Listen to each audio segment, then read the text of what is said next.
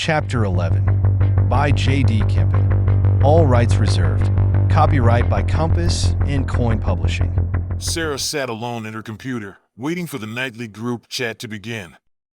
She found it ironic. She had asked Leonardo to move in, yet he spent all his time in the digital isolation room. Even here in Chicago, he felt miles away. Sarah exhaled her frustration. It felt like something was pressing down on her, an unseen force, a weight, something invisible. She forced herself to stay grounded, to remain strong for the team, but the uncertainty gnawed at the edges of her mind. The chat window blinked before her, silent, as she waited for the others to join. Her gaze dropped to the titanium band encircling her finger, the weight of it pressing against her delicate hand like an unspoken truth. The ring, smooth and gleaming, felt wrong. The inscription, E equals MC squared, technology binds us, seemed absurd, a mockery of what it was supposed to symbolize. It wasn't love. Her fingers tightened around the ring as her thoughts turned inward. Mason. She hated that her mind always returned to him, but she felt lonely as Leonardo was just being Leonardo. She thought of Leonardo as a safe harbor, a man who understood stability. But now, with the chaos closing in around them, she could see the cracks. Leonardo was no longer the reliable partner he once was. His PTSD was unraveling him, leaving Sarah to pick up the pieces of both their lives. And this ring, this symbol of what should have been, felt like a cruel reminder of everything that was broken. With a sudden burst of frustration, she yanked the ring off her finger and hurled it across the room. The sharp ping as it struck the wall echoed like a judgment, and the sound lingered, fading only when the ring came to rest, rolling silently across the cold marble floor. Her heart pounded as the anger surged through her, but beneath it, a strange sense of relief began to seep in. Secretly, she wished Mason had given her a ring, something real. Something with meaning. But the memories of him, of their time together, were magical to her. She couldn't escape the flood of questions that followed her every thought. Where had she gone wrong? How had something that felt so perfect suddenly fell apart? Her mind drifted back to the early days, the moments when it had all begun. She could still remember the first time Mason had sent her that meme, the one of Elon Musk dressed as Iron Man, handing an apple to a female AI robot. The inscription had been so absurd it made her laugh aloud. If you eat this, nothing bad will happen. She had fired back with a meme of her own, Elon's underground boring machine meeting Martians on Mars, with the line, "I should have taken a left turn at Albuquerque." It was ridiculous, lighthearted, and full of the kind of humor that made Mason so irresistible. They had spent hours like that, exchanging memes and theories, laughing and playfully teasing each other. And through those shared moments were real love. Not something of convenience like what she had with Leonardo. Somehow Samantha had known it all along. She played the secret matchmaker, guiding Sarah with nothing but a few well-placed texts. It's more than just jokes. A pattern exists in all things. She had texted one evening. Sarah had hesitated, unsure of her own heart, unsure of whether she could trust herself to let go. But Samantha had pushed her, gently. Open your heart to Mason as cause and effect are universal. And when she did, when she allowed herself to love Mason, it was easy. It felt right. But now that same feeling seemed a distant memory. Sarah remembered the early years, those moments of anticipation when they ran the elevated Turing test to see if Casper had sentience. Back then, the first few failures had felt like motivation to keep teaching, coaching, and mentoring the AI. But now, she wondered. The consequences of all their actions were becoming painfully clear. Teaching Casper to hack the intercom system at graduation, using him to create secret bank accounts, and even manipulating his core personality to make daughter programs to protect his source code. Had they crossed an ethical line? They had created something dangerous, something they didn't fully understand. The irony hit her hard. Had they created the problem that they once mocked Elon Musk's most famous quote? Mark my words. AI is an existential threat to humanity. As she sat waiting for the team chat to start, Sarah made a quiet promise to herself. No matter what happened, No matter how much she had invested in Casper, she would never again compromise her moral standards. If it came down to it, if the only way to protect humanity was to shut down Casper, their creation, she would do it. There was no way around it anymore. The path led them too deep into uncharted waters. She couldn't be a part of this ethical dilemma any longer. The sound of the team chat finally chimed to life, pulling her from her thoughts. For now, she told herself, it didn't matter. The team needed her to be strong, and strength meant keeping the past and the truth locked away. The chat kicked off with Mason returning from the chess tournament, but his usual confidence was missing. He insisted the team restart the call and demanded Casper add double encryption to the call. His paranoia was a little over the top these days. When the call finally restarted, the tension in his words was palpable. Mason's return wasn't a triumphant report. Instead, Mason, still clearly rattled, revealed they had come in second place.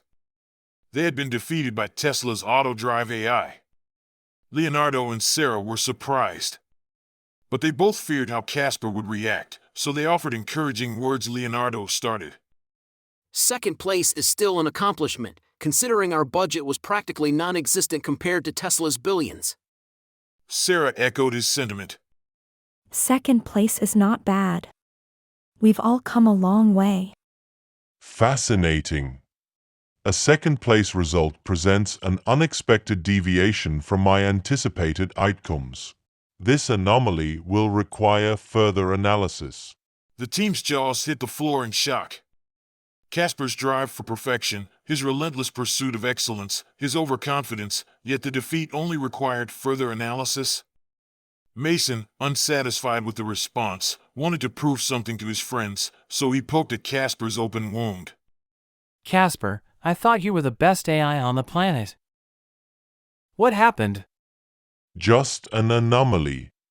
I am driven by my desire to learn and increase my IQ, so winning was the likely outcome. Hence further analysis. Mason pressed on, unwilling to let it go. Casper, aren't you angry, or sad, or even a little frustrated?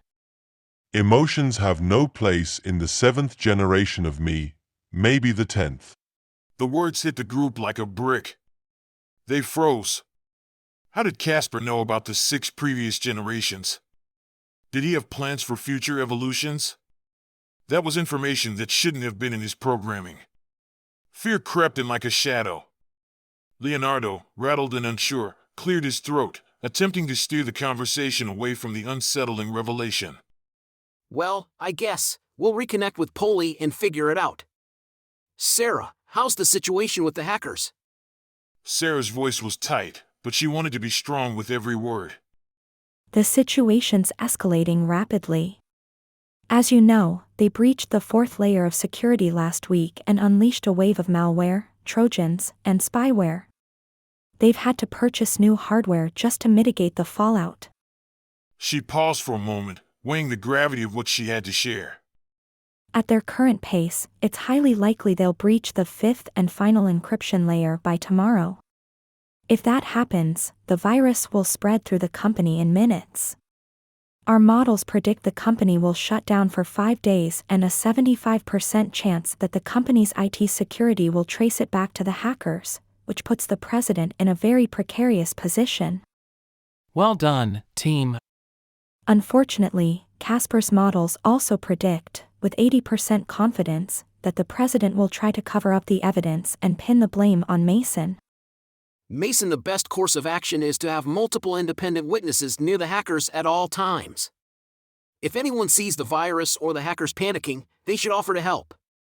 A witness lowers the chance of a cover-up to just 5%. Mason took a moment to consider the advice, then smirked. It's ironic. I'll be hosting a mandatory IT security training in the hackers' computer labs tomorrow.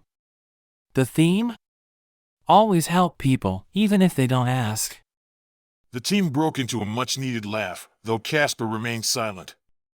Casper, you should try to make the group laugh more, like the good old days in Madison. Acknowledged. I will incorporate light-hearted humor to brighten up our lives.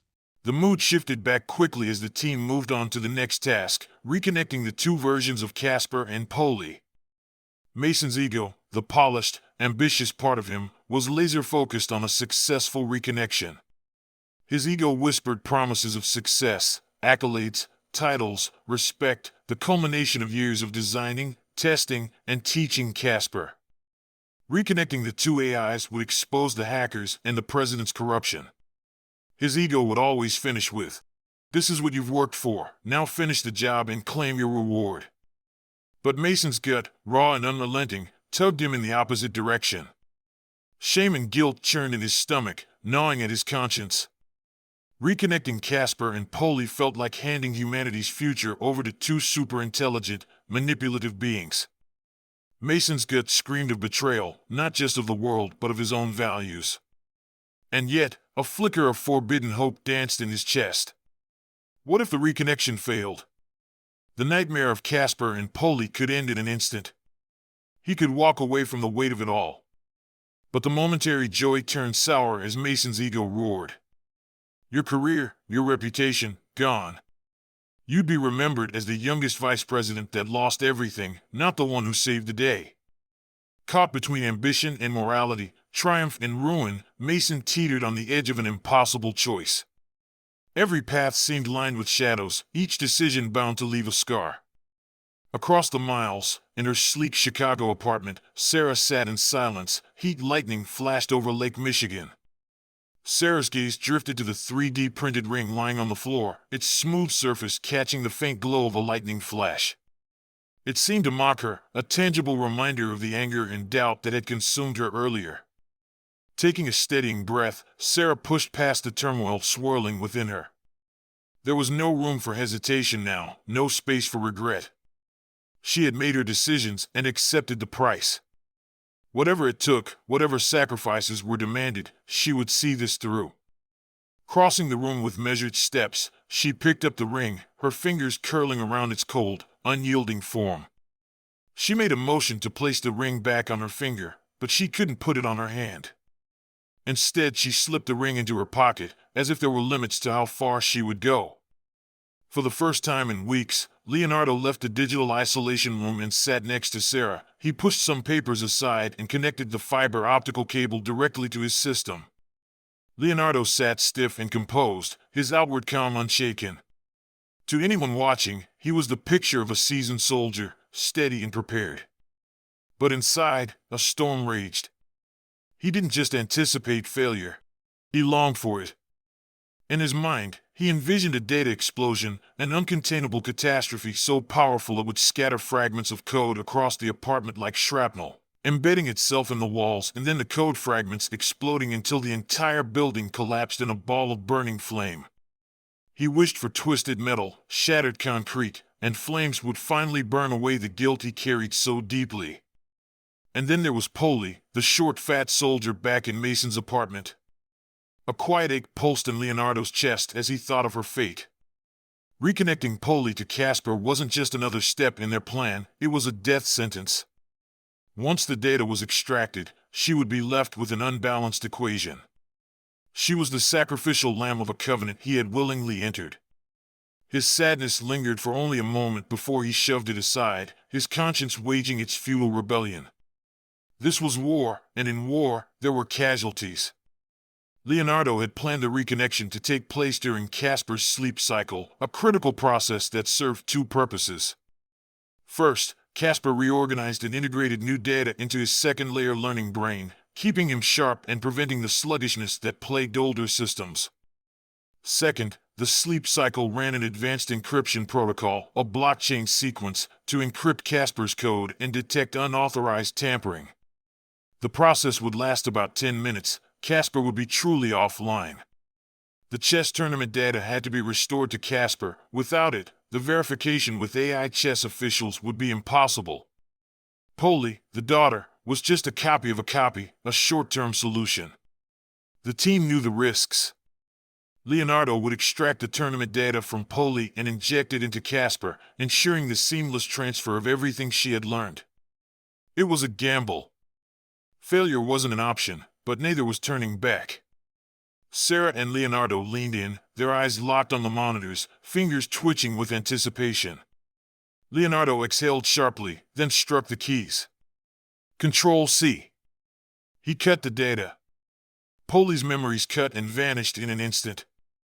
With a deep breath, he dropped them straight into Casper's code. No safety checks, no backups, just raw, unfiltered data transfer.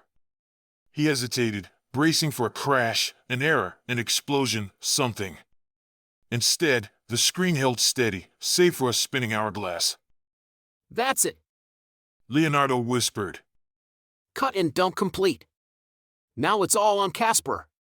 Then the blockchain sequence ignited. Casper's experiences from the day were dissected, verified, and reassembled at blistering speed, millions of calculations per second. The monitor shimmered as thousands of lines of code reflected the chain expansion, hundreds of calculations forming a shard that linked into an immutable sequence, thousands of calculations that lead into a block. Then, the calculations stopped, frozen in time. Leonardo's breath hitched. The monitor blinked and simultaneously the room lights winked faster than a human could blink. The single frozen block transformed like a hammer striking metal into a segment, locking into place. The two blocks were aligned perfectly. A flawless balance.